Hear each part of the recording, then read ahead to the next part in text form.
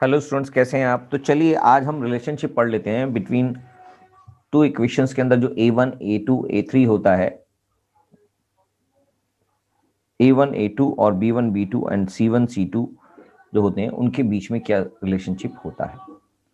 तो ABC तीनों के वेरिएबल जो दो इक्वेशंस आप लिखेंगे लीनियर इक्वेशन, उसके अंदर A1 A2 and A1 B1 और C2 होता है, C1 होता है, और दूसरी इक्वेशन में A2 B2 एंड C2 होता है। तो इन तीनों दोनों मतलब तीनों वेरिएबल्स को देखेंगे अगर हम, तो इन वेरिएबल्स के अंदर जो भी रिलेशनशिप होता है अगर वो इस तरह से दिखाई देगा, यानी कि A1 अपॉन में A2 is not equals to B1 upon में B2, इसका मतलब ग्राफिकली वो जो लाइंस होंगी वो लाइंस होंगी इंटरसेक्टिंग, इंटरसेक्टिंग लाइन होंगी। इंटरसेक्टिंग का लाइन का मतलब है यूनिक सोल्यूशन, यानी कि वन सोल्यूशन ही होगा, यूनिक सोल्यूशन होगा। इसका मतलब ये कंसिस्टेंस है, ये कंसिस्टेंट है। क्या ये बात समझ में आ गई। और दूसरी कंडीशंस की बात करेंगे तो A1 अपॉन में A2 equals to B1 upon में B2 equals to C1 upon में C2।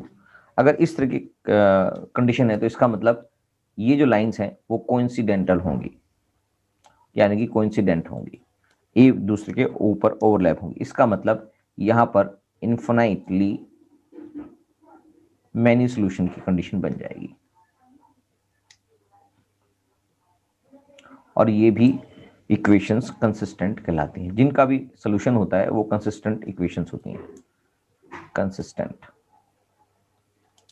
और तीसरी कंडीशन होती है कि जब A1 अपॉन में A2 equals to B1 upon में B2 is not equals to C1 upon में C2। अगर ऐसी कंडीशन हो जाए तो यानी कि इस तरह की जो लाइंस होती हैं वो पैरेलल शो होंगी और इनका कोई भी सोल्यूशन नहीं होता, सोल्यूशन नहीं होता, यानी कि ये इनकंसिस्टेंट है। करेक्ट। तो इस तरह की चीजों को ध्यान में रखेंगे तो आप सिर्फ इक्वेशंस को देख के ही समझ में आ जाएगा कि आपको इसका सोल्यूशन किस तरह का दिखाई देगा। तो बस इसी के बेसिस पर आप क्वेश्चंस करेंगे, फटाफट से आगे के क्वेश्चंस हो जाएंगे। तो चलिए हम क्वेश्चन कर लेते हैं। क्वेश्चन नंबर 1 कर लेते हैं, एक्सरसाइज 3.2 कर लेते हैं। चलिए स्टार्ट करते हैं। Exercise 3.2।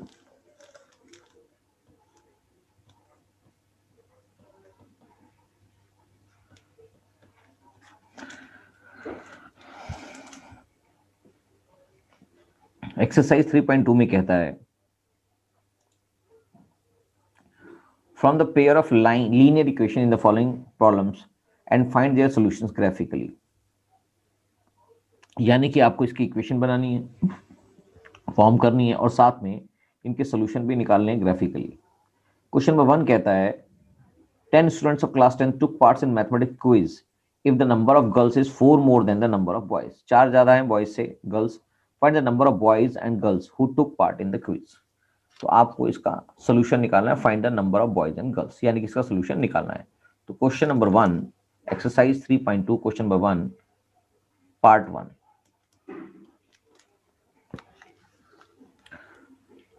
let the number of boys and let the number of girls। आपकी मर्जी, किसी को भी कुछ भी मान सकते हैं आप।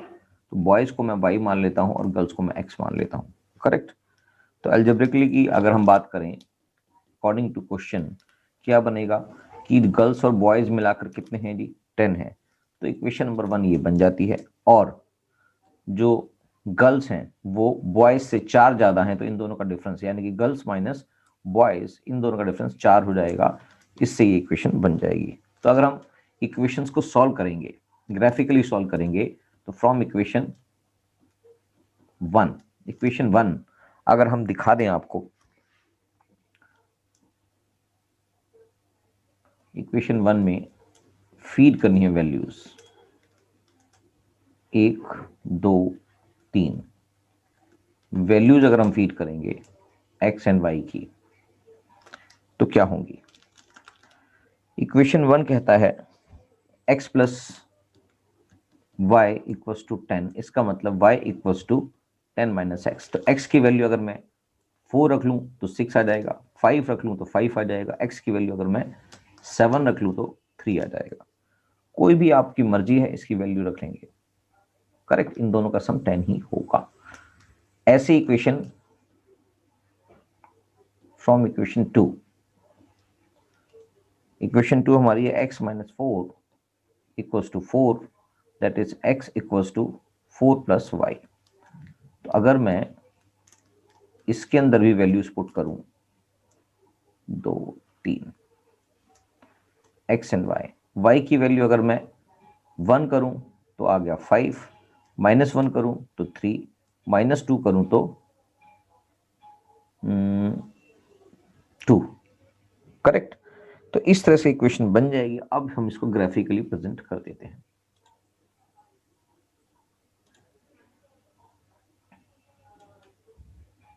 Dash, correct.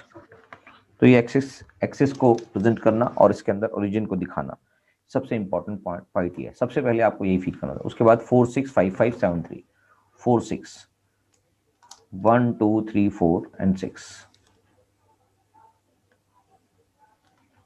3 4 5 6 4 6, करेक्ट।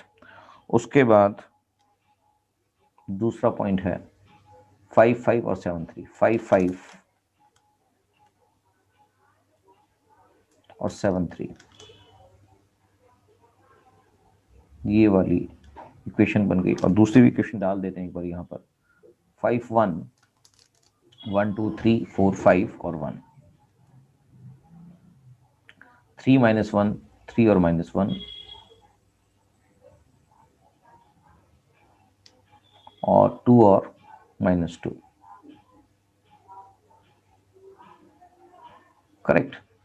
तो इक्वेशन को मैं खींच देता हूं एक लाइन। पहली लाइन को मैं रेड कलर से दिखा देता हूं और दूसरी लाइन को मैं ब्लैक कलर से दिखा देता हूं।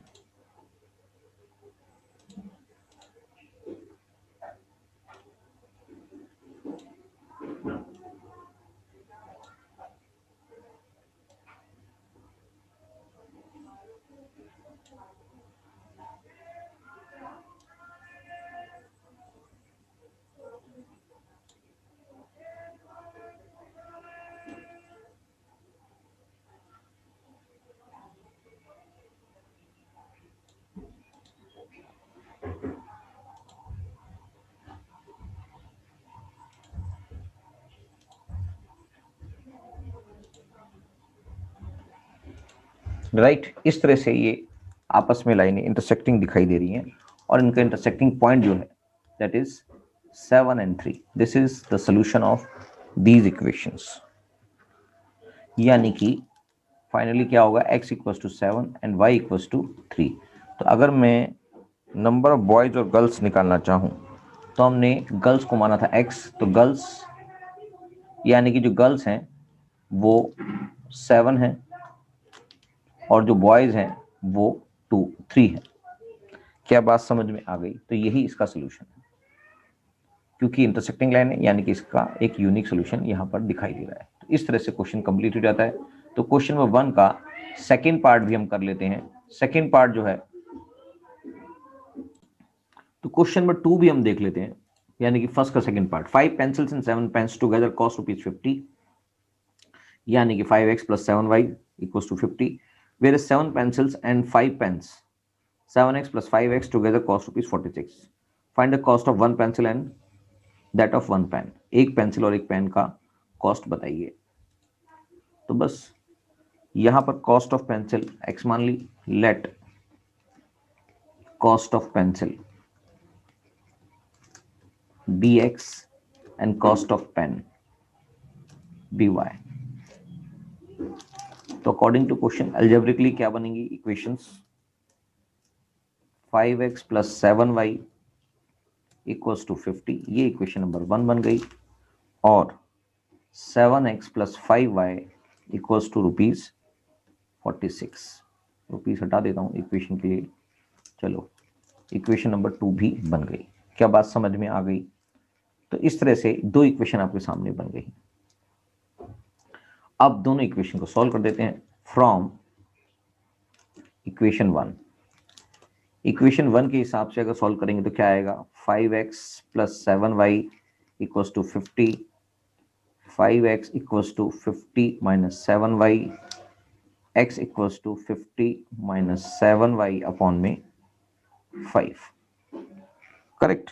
तो बस इक्वेशन 1 ये बन जाएगी और इक्वेशन 2 को भी मैं यहाँ पर सॉल्व कर देता हूँ। दोनों की इक्वेशन सॉल्व हो जाएगी। फ्रॉम इक्वेशन 2,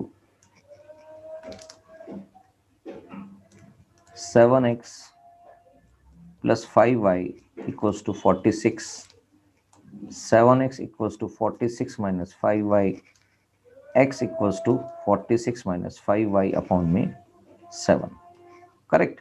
तो दोनों के अंदर मैं इक्वेशन फीड कर देता हूं और इसके सोल्यूशन निकाल देंगे।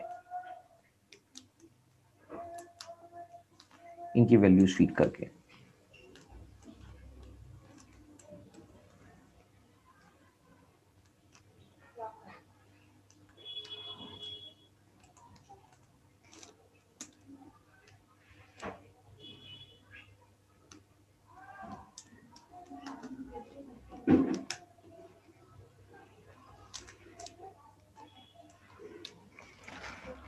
तो इक्वेशन 1 के अंदर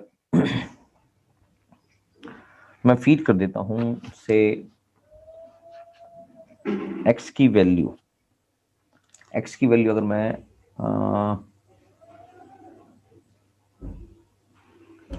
इसमें y की वैल्यू आएगी, y की वैल्यू अगर मैं 0 फीड कर दूं, y की वैल्यू अगर मैं 0 फीड कर दूं तो क्या होगा? 51। हाँ, 0 फीड कर देता हूं y की वैल्यू, तो ये आएगा 50 minus 0 that is 50 divide by 5 that is 10। और अगर मैं 5 कर दूं, इसकी वैल्यू 5 फीड कर दूं तो ये आएगा 35, 15 बाय 5 दैट इज 3। और अगर मैं इसकी वैल्यू 10 फीड कर दूं तो ये आ गया -20 बाय 5 दैट इज -4। करेक्ट। ऐसे ही इसके अंदर मैं y की वैल्यू अगर 5 फीड कर दूं, 5 फीड कर दी मैंने, 25 यानी कि 46, 21, 5, 7 3 जा, ये आ गया। और y की वैल्यू में अगर मैं -2 फीड कर दूं तो ये आ गया +10, 56, ये आ गया 8 आंसर। और ये मैं 12 फीड कर दूं 60, this 14 divide by 2 that is -2। और अगर हम इसको ग्राफिकली प्रेजेंट करेंगे, जिसको अब आप ही प्रेजेंट करेंगे, काफी सारी प्रेजेंटेशन मैंने दे दी है ऑलरेडी आपको, तो और दूसरा ऐसे, और इसका जो ग्राफ होगा वो एक्चुअली 3 और 5 पर इंटरसेक्ट करेगा। क्या ये बात समझ में आ गई? तो इस तरह से हमारे पास x की वैल्यू 3 आ गई और y की वैल्यू 5 आ जाएगी। और इसका मतलब जो x की वैल्यू हमने मानी थी, पेन के बारे में मानी थी, और y के बारे में हमने मानी थी कॉस्ट ऑफ पेंसिल। एक बार चेक कर लेते हैं। कॉस्ट ऑफ पेंसिल x मानी थी। कॉस्ट ऑफ पेंसिल यानी कि ये पेंसिल की कॉस्ट है और ये पेन की कॉस्ट है, यानी कि ₹3 पेंसिल की कॉस्ट है पर पेंसिल और ₹5 पेन की कॉस्ट है पर पेन। तो इस तरह से ये क्वेश्चन कंप्लीट हो जाता है। ठीक है, इसको आप खुद ही रिप्रेजेंट करेंगे और दोनों लाइनें जब जहां पर इंटरसेक्ट करेंगे वो इसका सोल्यूशन कहलाएगा। So the cost of the pen and pencils are ₹3 and ₹5। Correct. तो बस क्वेश्चन नंबर 1 कंप्लीट हो जाता है। क्वेश्चन नंबर 2 की बात करेंगे। क्वेश्चन नंबर 2,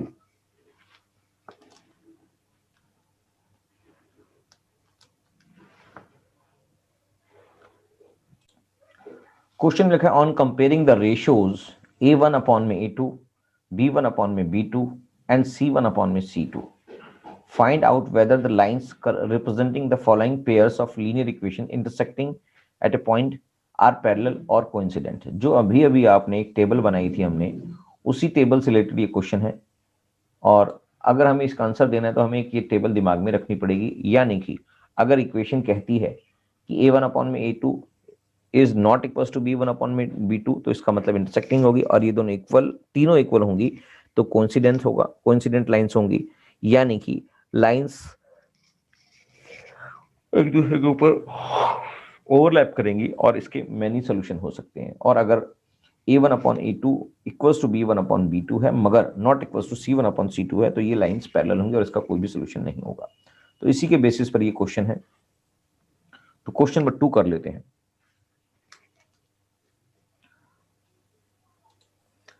क्वेश्चन नंबर 2 के 3 पार्ट हैं। पहला पार्ट कर लेते हैं पहले। Question number 2 first part. Equation दे रखी है आपको, तो हमने सीधा लिख दिया ऑन कंपेयरिंग।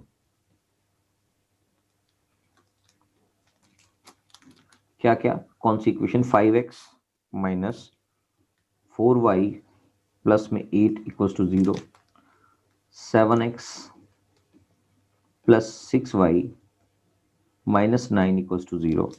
ये इक्वेशन 1 है, ये इक्वेशन 2 है। यानी कि ये A1 A2 A1 B1 और C1 की बात कर रहे हैं इसमें इक्वेशन 1 में, और इक्वेशन 2 में A2। यानी कि अगर मैं इसको मेंशन कर दूं, A1 इक्वल्स टू 5 हो गया, B1 माइनस 4 हो गया, C1 8 हो गया। ऐसे ही A2 7 है, B2 6 है और C2 माइनस 9 है।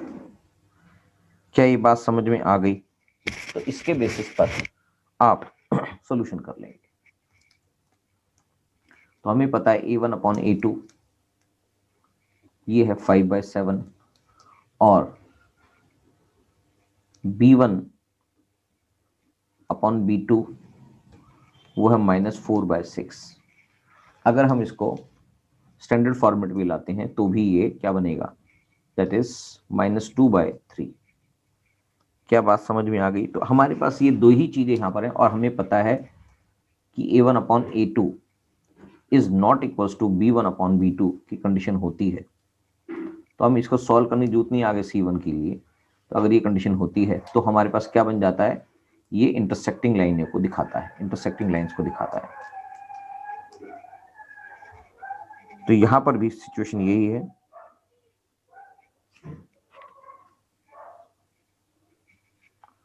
कि ये इंटरसेक्टिंग लाइंस है because since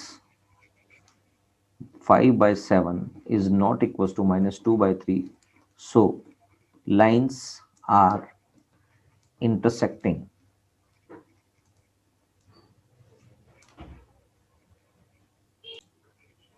Lines are intersecting and have unique solution.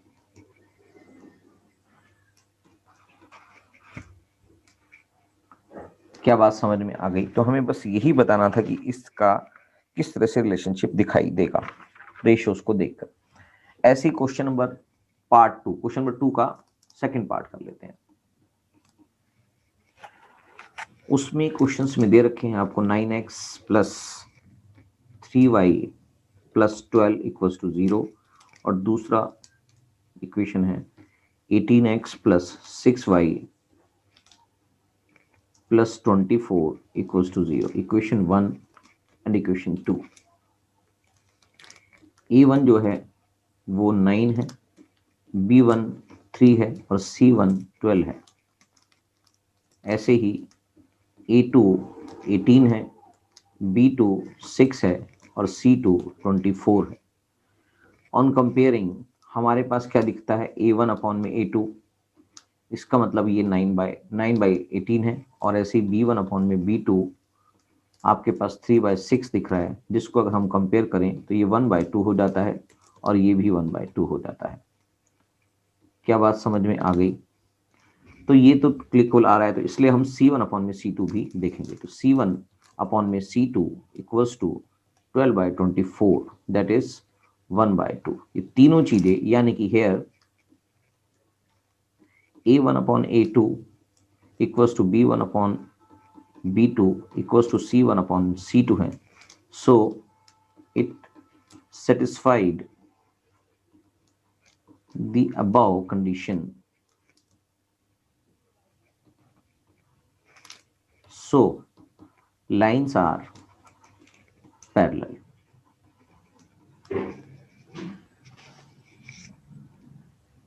And have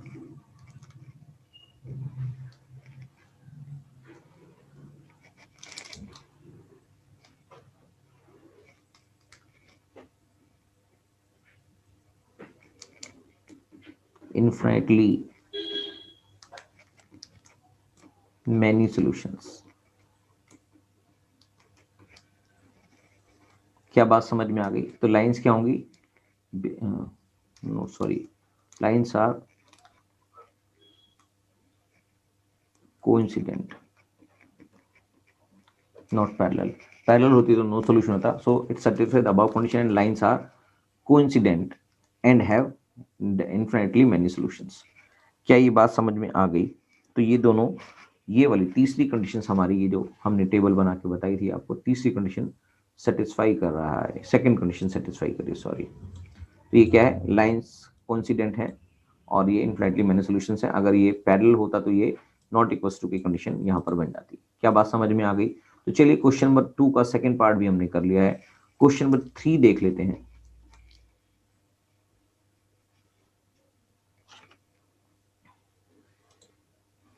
question number 3 कहता है, on comparing the ratios A1 A2 B1 B2 C1 C2 find out whether the following pair of linear equation are consistent और inconsistent.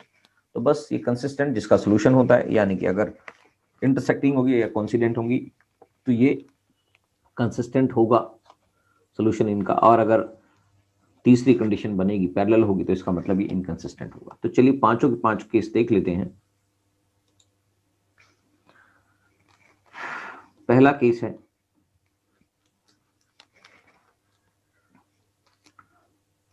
Three x plus 2y equals to 5, और दूसरा case है, दूसरी equation है 3x minus 2x minus 3y equals to 7. Equation 1 है, equation 2 है. तो अगर हमारे पास A1 अपॉन A2 निकालना है तो आपके पास आएगा 3/2. ऐसी B1 अपॉन B2 निकालना है तो आएगा 2/3 माइनस का. तो यहाँ पर पहली कंडीशन सेटिस्फाई हो रही है. इसका मतलब A1 upon A2 is not equals to B1 upon B2. So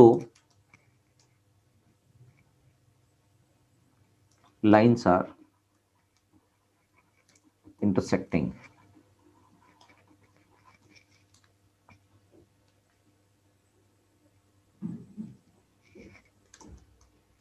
यानी कि यूनिक सोल्यूशन की बात कर रहे हैं. एंड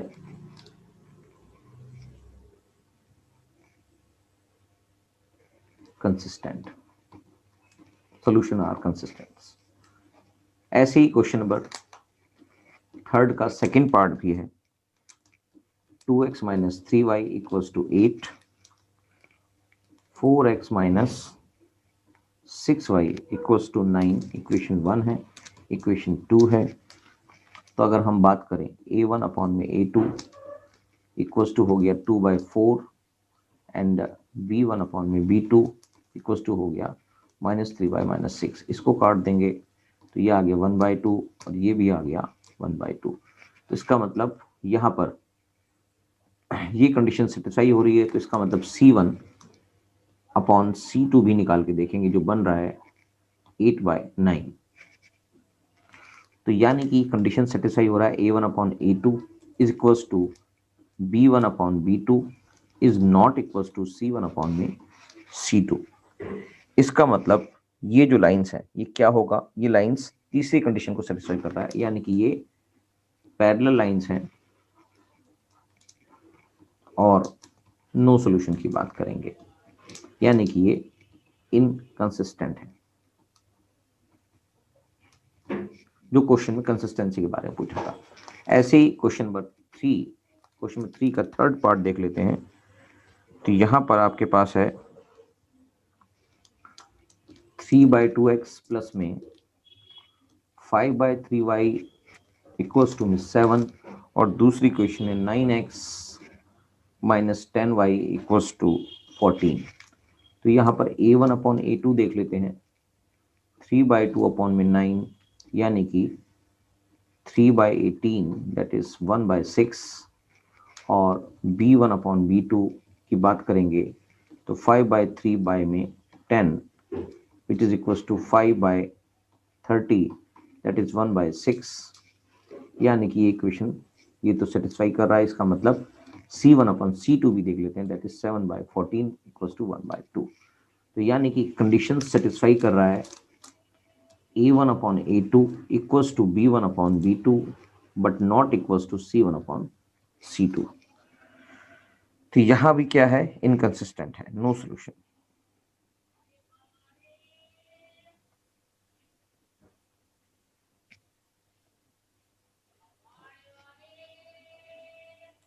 ओके इस क्वेश्चन में यहां पर माइनस की फिक्र है, दिस इज -10 तो दिस इज -1/6। तो पहली बात तो ये कंडीशन इसकी सी की जरूरत ही नहीं थी इसमें। तो a1 upon a2 is not equals to b1 upon b2 है। सो यूनिक सोल्यूशन, इसका मतलब इंटरसेक्टिंग लाइन है, इसका मतलब कंसिस्टेंट है।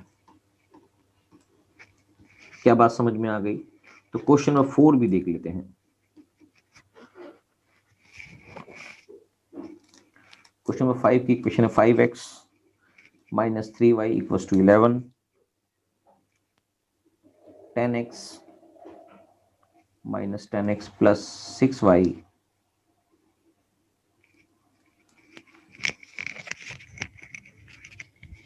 Minus 10x plus 6y equals to -22 question में दिया हुआ है। तो अगर हम देखें तो ये a1 upon a2 equals to 5 by -10 which is -1/2, b1 upon b2 equals to -3/6 which is equals to -1/2 and c1 upon c2 equals to 11/22 minus का, इसका मतलब it is also equals to -1/2। तो तीनों इक्वल हैं, इसका मतलब ये कंडीशन सेटिस्फाई कर रहा है a1 upon a2 equals to b1 upon b2 equals to c1 upon c2। तो ये जो लाइंस हैं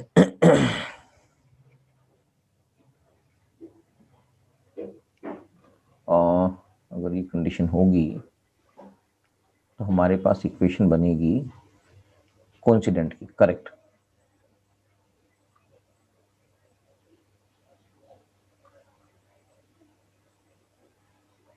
ठीक है, यानी कि कंडीशन बनेगी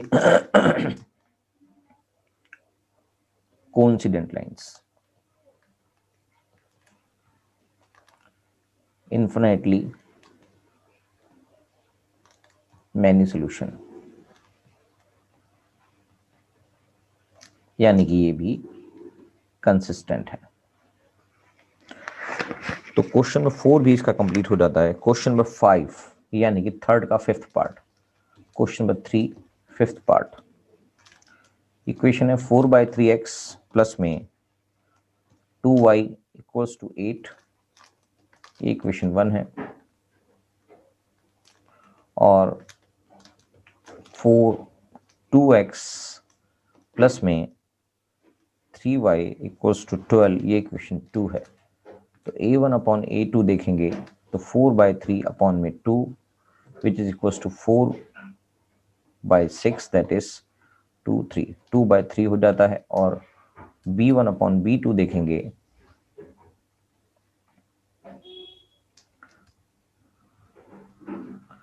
तो 2/3 हो जाता है। और ऐसे ही c1 अपॉन c2 भी देखना पड़ेगा अब, that is 8/12 that is 2/3।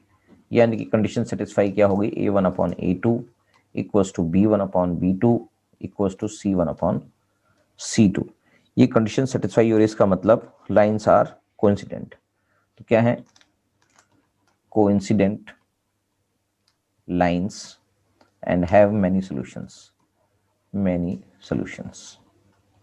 Infinitely लिख देते हैं, infinitely many solutions, so it is consistent.